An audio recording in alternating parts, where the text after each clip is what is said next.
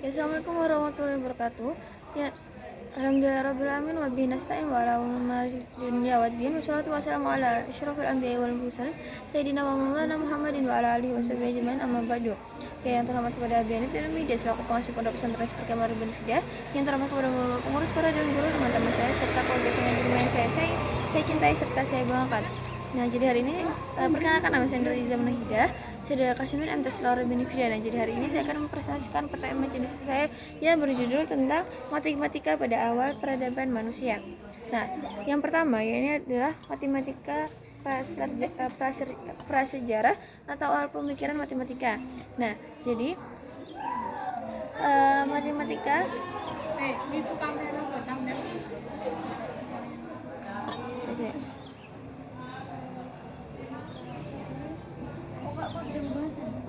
Nah, pokoknya awalnya matematika itu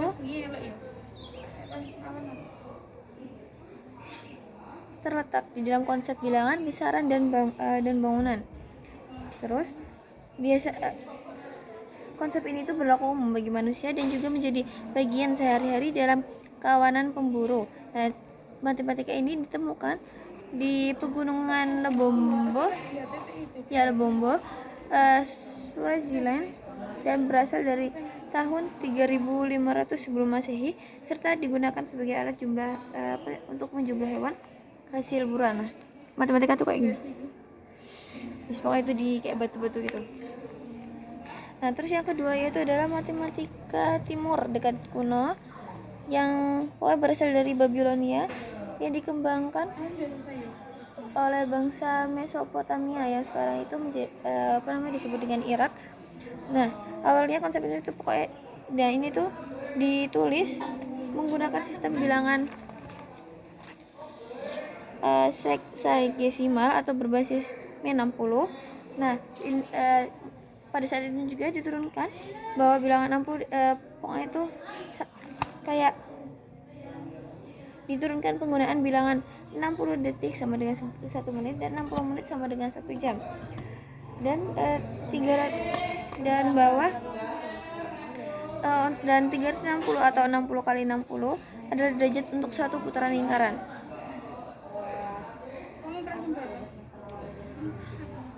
Oke. Terus yang ketiga itu adalah matematika contohnya itu kayak gini gambarnya. Kurang jelas. Semoga gitulah kurang lebihnya. Terus ada matematika Mesir yang kayak gini. Nah, itu ditulis dalam bahasa Mesir dan disebut dengan lembaran Rin atau lembaran Ahmes, berisi aritmatika dan geometri yang contohnya itu seperti rumus-rumus luas dan cara-cara perkalian, pembagian, dan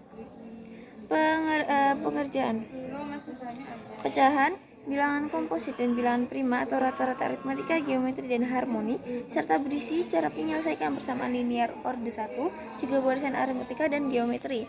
Terus ada juga matematika yang Yunani dimulai dari Thales dan Pythagoras. Nih, contoh seperti ini, seperti itu. Nah, dia itu matematika ini dimulai dari Thales kurang lebih pada pokoknya tahun 624 sampai 546 sebelum Masehi, dan Pythagoras pada kayak kurang lebih itu 582 sampai 507 sebelum Masehi. Nah, Pythagoras itu mendirikan mazhab Pythagoras dengan semboyan semua itu adalah bilangan, sedangkan Thales menggunakan geometri untuk menyelesaikan soal-soal perhitungan ketinggian piramida dan jarak perahu dari garis pantai. Nah, terus ada juga matematika Cina. Nah, gambarnya itu yang ini. Itu. Nah, matematika Cina ini kayak terbuat pada sekitar tahun 1200 sebelum Masehi hingga 100 sebelum Masehi, dan itu matematika tertua dari Cina itu dinamakan dengan Chao Pei Xuanqing. Nah, terdapat istilah bilangan batang. Nah, pada matematika ini juga terdapat istilah bilangan batang atau notasi posisional bilangan desimal, yaitu sandi-sandi yang berbeda digunakan untuk bilangan antara 1 dan 10, dan sandi-sandi lainnya sebagai perpangkatan dari 10. Nah, terus yang terakhir itu ada matematika India ini. Nah, jadi ini tuh ditemukan di Panini 5 pada tahun kelima sebelum Masehi dan merumuskan aturan-aturan tata bahasa Sanskerta. Dan terus ada juga matematika Pingala, yaitu kurang lebih yaitu 3 sampai 1 sebelum Masehi yang menggunakan alat yang bersesuaian dengan sistem bilangan terus juga ada matematika biner. Terus ada Surya Siddhanta, itu dia pada tahun 400-an itu memperkenalkan fungsi trigonometri, sinus, kosinus, dan balikan. Terus ada juga Aryabhata, yaitu diturunkan pada 499 tahun 499 gitu, dan memperkenalkan fungsi versinus dan serta menghasilkan tabel trigonometri. Oke, sekian presentasi dari saya. Mohon maaf jika salah kata. Wabillahi taufiq wal hidayah. Wassalamualaikum warahmatullahi wabarakatuh.